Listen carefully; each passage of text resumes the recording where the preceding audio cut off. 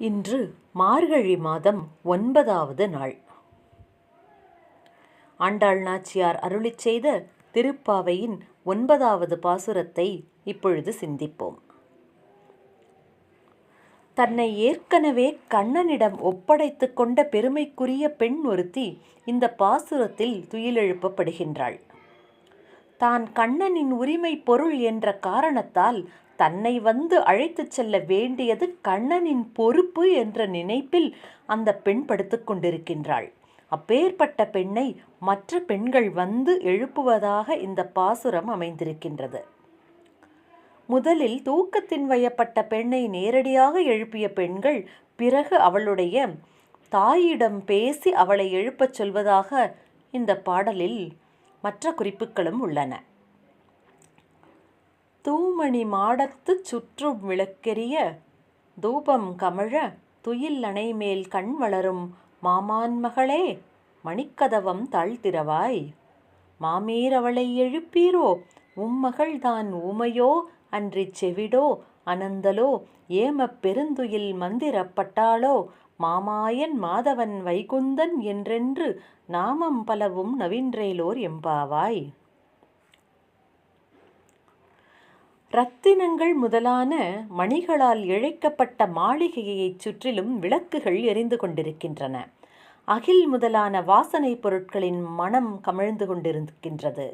மென்மையான படுக்கையில் படுத்திருக்கும் மாமன் மகளே, மணிகள் பொருத்தப்பட்ட கதவின் தாழ்பாளை திறந்துவிடு என்று பெண்ணை பார்த்து, அதாவது உறங்கிக் கொண்டிருக்கும் பெண்ணை பார்த்து கூறுகிறார்கள் மற்ற பெண்கள். அவள் துயில் எழாமல் உறக்கத்தில் தொடர்ந்து லயித்திருக்க அந்த உறங்கிக் கொண்டிருக்கும் பெண்ணின் தாயை பார்த்து மற்ற பெண்கள் பேசுகின்றார்கள். ஏ மாமியே, உம் மகள் ஊமையோ அல்லது செவிடோ எழுந்திருக்க முடியாதபடி சோம்பிக் கிடக்கின்றாளோ?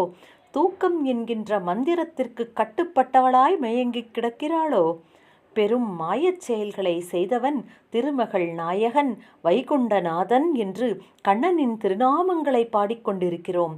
இனியாவது இந்த திருநாமங்களை கேட்டு உம் மகளை எழுப்பி விடுங்கள் என்று தாயிடம் வேண்டுதல் விடுக்கின்றார்கள் இந்த பெண்கள்.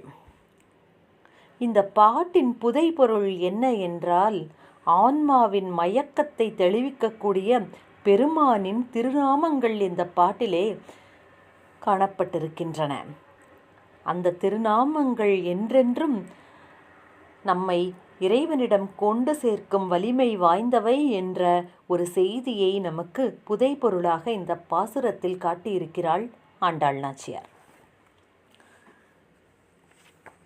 தற்பொழுது மாணிக்கவாசக சுவாமிகள் அருளிச் செய்த திருவெம்பாவையின் 9வது பாடலை சிந்திப்போம். இறைவனின் பெருமையையும் ஆட்கொண்ட தன்மையையும் பேசிய பெண்கள் தங்களின் வேண்டுகோளை இறைவனிடம் வைக்கும் வகையில் இந்த பாடல் அமைந்துள்ளது. மிகவும் பிரசித்தமான ஒரு பாடல் இது. முன்னை பழம்பொருட்கும் முன்னை பழம்பொருளே பின்னை புதுமைக்கும் பேர்த்தும் அப்பெற்றியனே உன்னை பிரானாகப் பெற்ற உன் சீரடியோம் உன் அடியார் தாழ்பணிவோம் ஆங்கவர்க்கே பாங்காவோம் அன்னவரே எம் கணவராவார் அவர் உகந்து சொன்ன பரிசே தொழும்பாய் பணி செய்வோம் இன்னவகையே எமக்கு எம் கோன் நல்குதியேல் என்ன குறையும் இலோம் ஏலோர் எம்பாவாய் என்று அருமையாக அமைந்திருக்கின்றது இந்த பாடல். இறைவனின் தன்மை எப்படிப்பட்டது? அவன் முற்பட்ட பழமையான பொருட்கள் எல்லாவற்றையும் விட மிகவும் பழையவன்.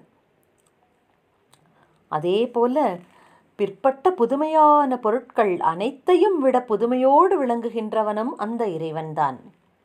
அப்பேற்பட்ட இறைவனை எம் தலைவனாக பெற்ற சிறப்புடைய அடியவர்களான நாங்கள் உனது அடியவரின் திருவடிகளையே வணங்குவோம், அவர்களுக்கே உரியவராக இருப்போம்.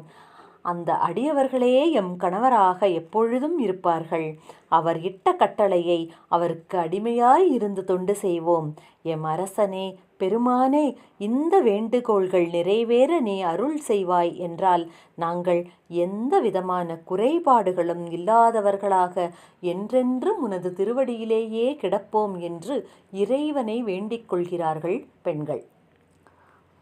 இந்த பாசுரத்தில் அடியார்களின் பெருமை பேசப்படுகின்றது.